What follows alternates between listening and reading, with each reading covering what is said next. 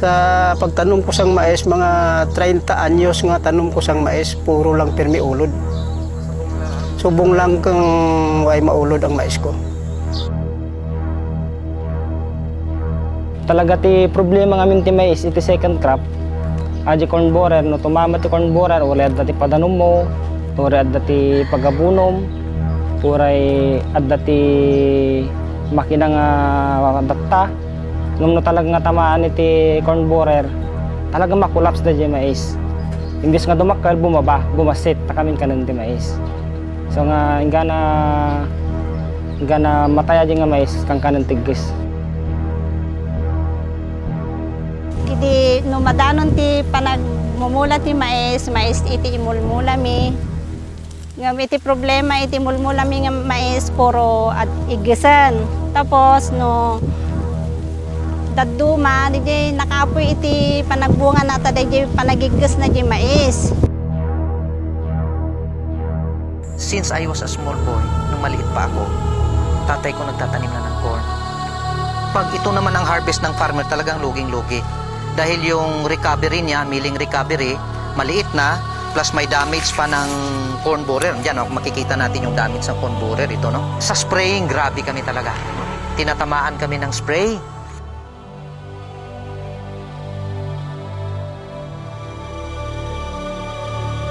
Next to rice. Corn is the second most important crop in the Philippines. About 12 million Filipinos prefer white corn as their main staple food, while yellow corn accounts for about 70% of livestock mixed feeds. Close to 600,000 farm households depend on corn as a major source of livelihood. In addition to transport services, traders, and farm input suppliers who directly benefit from corn. The Philippines, however, is still far from being self-sufficient in corn production. A major culprit is the Asian corn borer. The ACB or Asiatic corn borer, scientifically known as the Ostrina fornicalis guinea, has been considered one of the most serious insect pests of corn in the Philippines. It is widely distributed across Southeast Asia, and in the Philippines, you can observe about 30% damage throughout the cropping season. But under high infestation, it has been recorded that 80 to 100% crop loss is caused by this insect pest. If you look at this stalk, you will see the borer holes here, and if you split the stalk, you will see the tunnels, which was the damage done by the borer larvae. If you look at the corn cobs or corn ears, you will see this damage. This is a clear manifestation of early damage of corn borer larvae infesting the early stage of corn cobs development. Aside from reducing corn grain quality, the injuries inflicted by the Asian corn borer provide a way for plant disease-causing organisms to enter the corn plant and attack it further. When this happens, fungi that produce harmful toxins may find their way into the corn seeds fed to our livestock and poultry animals. Small as it is, the Asian corn borer ravages through corn, after corn, after corn, making up to 80% of a farmer's harvest go to waste. Farmers have used different methods to effectively control the corn borer problem, but with inherent limitations.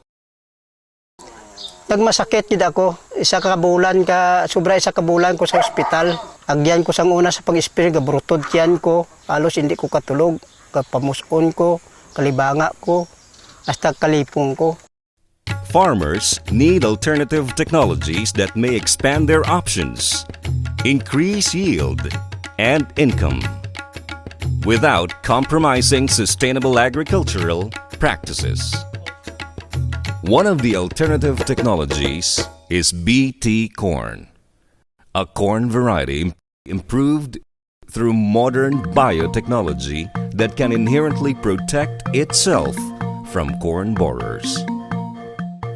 BT corn was principally developed to resist the European corn borer, a major pest in North America and Europe.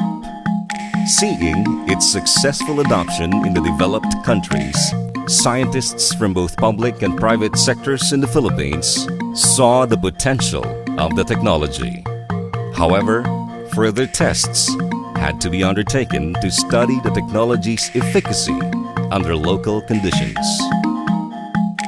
BT corn was tested in the Philippines in 1996 through a multi-sectoral collaboration between the University of the Philippines Los Baños Institute of Plant Breeding and Pioneer Seeds. The Institute of Plant Breeding, is the National Center for Plant Improvement in the Philippines.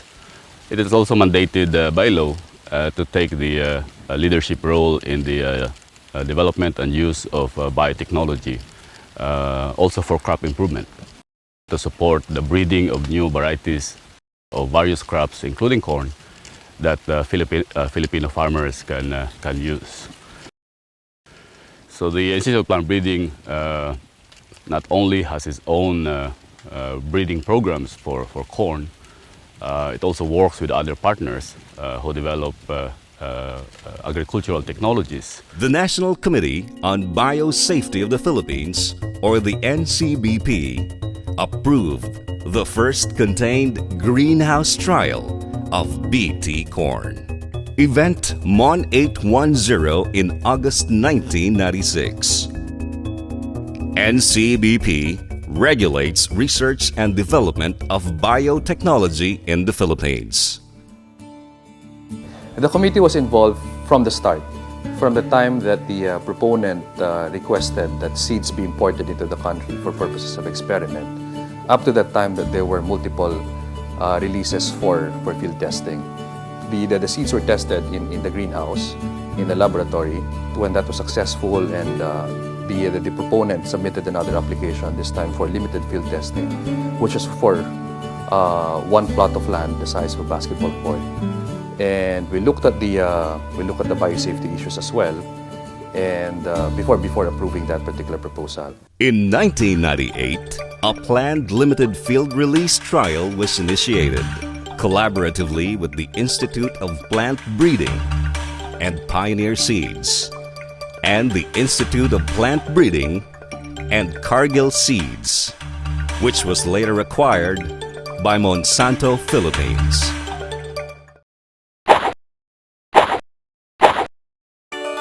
Several sectors of society voiced their concerns regarding the technology. One of the major problems that we really encountered during this, even before the conduct of the multi-location trials, are the anti-GMO groups. In fact, in one instance, we are given almost no chance to give adequate information for these people to understand and to be aware of the impact of modern biotechnology. We always state our honest view of biotechnology, emphasizing responsibility and product stewardship efforts through rigorous testing and by regulatory safeguards before we commercialize these products. So we provide the media, regulatory agencies, and other key stakeholders the scientific-based and information about the technology. I think there were certainly some opinions against the technology, but within the academe and within the body of the scientific community in the Philippines, the support had in fact been overwhelming, not just within the University of the Philippines, but also within the organizations like the Academy of Science, National Academy of Science, and also the various professional organizations, scientific organizations in the Philippines. Public and private organizations participated in the debate in biotechnology. Because what we wanted to do then was to have a leveling off of the issues. We did invite all the so-called anti-biotech groups, anti-GMO groups, to a lot of meetings, roundtable discussions here and in the other institutions. I think what was key then was to continuously educate everybody through seminars, briefings, and even bringing them to the laboratories of our national institutions like ITB. The commercialization of BT corn sparked a lot of debate, particularly from people in the environmental arena. So there was a whole lot of questions about the safety, absolute safety of this genetically modified foods. But the Biotechnology Coalition always put for the safe and responsible use of biotechnology. Eventually, Administrative Order Number 8 was signed on April 2002 by the Department of Agriculture. Administrative Order Number 8 provides that the approval process for propagation of regulated articles is 90 days. The Bureau of Plant Industry, in its first experience in processing a regulated article, application was completed in 90 days. 2 independent bodies reviewed results of risk assessment studies submitted by Monsanto. The first commercial planting of BT corn in the Philippines was approved in 2002. Farmers began planting as early as January 2003.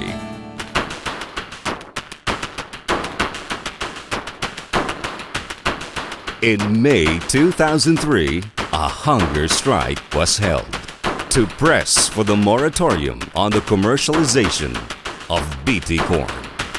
That was an incident that took place here. It did get a lot of media attention. You try to get the emotions to die down and look at everything from an objective, factual basis. Many times decisions are based on emotional or political reasons. I think we have to listen more to the science, objective, factual basis for decisions. The BT corn story in the Philippines, however, does not end with its commercialization. Farmers see initial constraints. Pero ginasabat nila kung ang isa ka diferensya sa BT, mahalang ang similya. Kagang BT nga mais, maka-income ka gidako, kaya nga abono mo lang ang trabaho mo. Tudling. Di ka naka-spray, di ka nakabakal puradan, di ka na kung ano, kundi ang kalaban mo lang damo. Efforts continue to be done by both public and private sectors to address existing and emerging concerns. One of the conditions of the biosafety permit for propagation is that the permittee shall submit monitoring reports on the performance of the crop within the monitoring requirements as specified in the permit. Other safety permit conditions are also amply addressed in the Administrative Order Number 8. The applicant was required to submit its insect resistance management program. ISA continues to work again with both public and private sector organizations in these follow-up socio-economic studies so that we're able to see that really the value of these new technologies go beyond merely agronomic importance, but goes towards improving the quality of life of our people in the rural areas.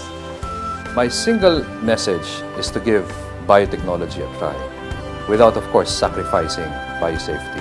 The two will have to go hand in hand, the biotechnology and biosafety. But The only way we will know if this will be beneficial to us is for us to try it. If we don't try it, if we close our door to the technology, then we might find ourselves later on, without any access to it, and we might not be able to even regulate it properly.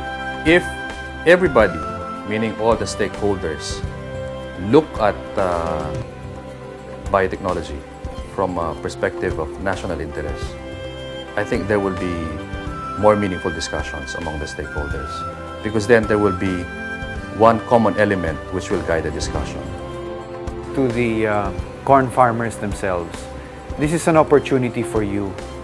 It is not the only opportunity, but we are giving you a smorgasbord of opportunities and let you choose which you think is most applicable to yourself in generating better incomes for yourselves based on what markets you are trying to service. This will give you a chance to lower your cost and to improve your productivity, given, if it's BT corn, the Asian corn borer problem in the Philippines. The BT corn story took 7 long years of rigid scientific evaluation to become the first feed and food GM crop approved for commercial planting in Asia. And the story continues to evolve.